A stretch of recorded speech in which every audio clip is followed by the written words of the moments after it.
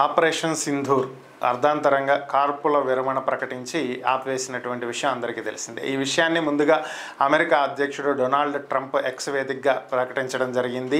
గత రాత్రి నుంచి ఇరు దేశాలతో భారత్ పాకిస్తాన్తో జరుపుతున్నటువంటి చర్చలు సఫలీకృతమయ్యాయని, రెండు దేశాలు కాల్పుల విరమణకు అంగీకరించాయి అని చెప్పి ఆయన ప్రకటించడం జరిగింది. ఇది జరిగినటువంటి కొద్దిసేపట్లోనే భారత విదేశాంగ శాఖ ప్రెస్ మీట్ పెట్టి ఇదే అంశాన్ని ప్రకటించడం జరిగింది. అయితే దీనికి సంబంధించే పార్లమెంటరీ స్థాయి సమావేశం జరిగింది. దీంట్లో విదేశాంగ శాఖ కార్యదర్శి విక్రమ్ మిశ్రీ కొన్ని కీలకమైనటువంటి వ్యాఖ్యలు చేయడం జరిగింది. ప్రతిపక్షాలు దీంట్లో పాల్గొన్నాయి. కాంగ్రెస్, తృణమూల్ కాంగ్రెస్, ఎంఐఎం, అలానే వివిధ పార్టీలు దీంట్లో పాల్గొనడం జరిగింది. వీటికి చెందినటువంటి ఎంపీలు పాల్గొన్నారు. అలాగే బీజేపీకి చెందినటువంటి పలువురు ఎంపీలు కూడా దీంట్లో పాల్గొనడం జరిగింది.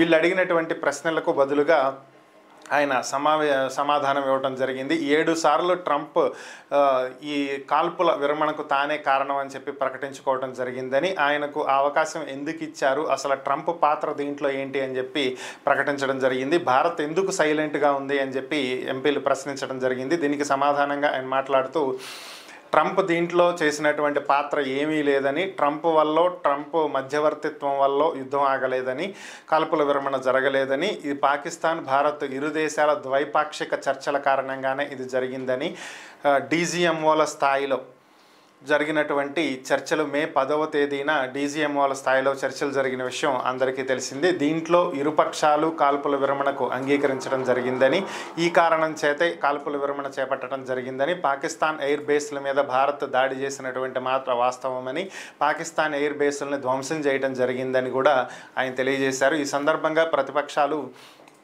భారత వాయుసేనల మీద పాకిస్తాన్ దాడి చేసినట్లుగా తెలుస్తుంది, వాళ్ళు పాకిస్తాన్ ప్రకటిస్తుంది. అయితే దీంట్లో భారత విమానాలకు ఏ స్థాయిలో నష్టం జరిగింది అని చెప్పి వారు ప్రశ్నించడం జరిగింది.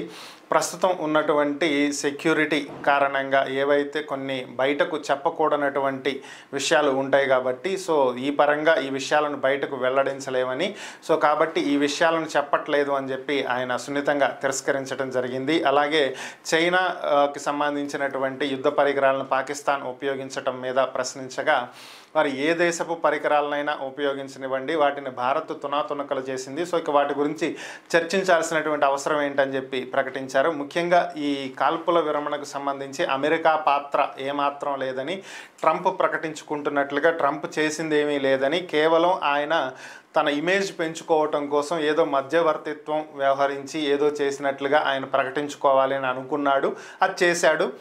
మేము దాన్ని అడ్డుకోలేదు, అంతే, ఆయన చేసిందేం లేదని చెప్పి ఒక మాటలో తేల్చిపారేశారు. అది విషయం.